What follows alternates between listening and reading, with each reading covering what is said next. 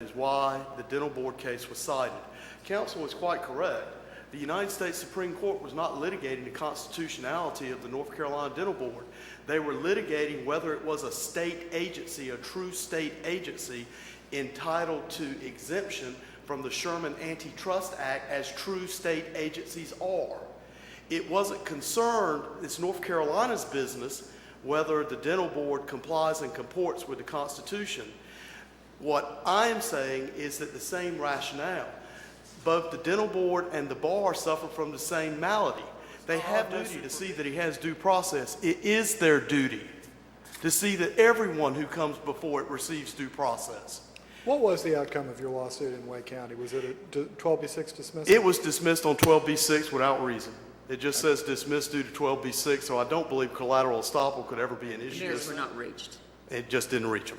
Well, Didn't no. reach any of it. Well, you're saying it was a 12B6 order without findings of fact, as is usually the case on a 12B6 order, but that doesn't mean the merits weren't reached. It was a dismissal on the merits. It wasn't a dismissal on the merits. For all I know, he said a cause of action wasn't properly stated. I don't believe, with all due respect, Your Honor, that's a dismissal on the merits. That may be, as counsel said, a pleading error. He didn't specify why. And counsel said something I want to address before I step down, is that the appellant misapprehends the Constitution.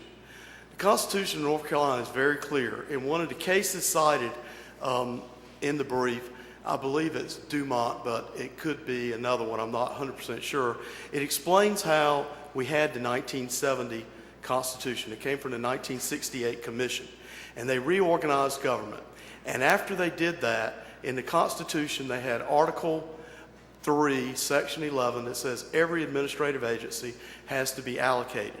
It does say there are some bodies that need not be allocated, but in Article 4 on the judiciary, it says only administrative agencies may have judicial functions. If the bar doesn't want to be allocated, that's fine.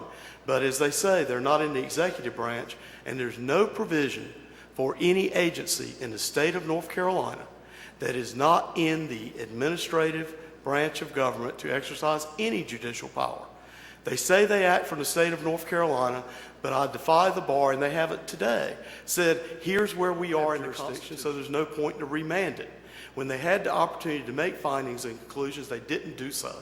There's not a single word of speech or freedom of First Amendment in a 35-page single-spaced order, and they shouldn't get a chance to do it again.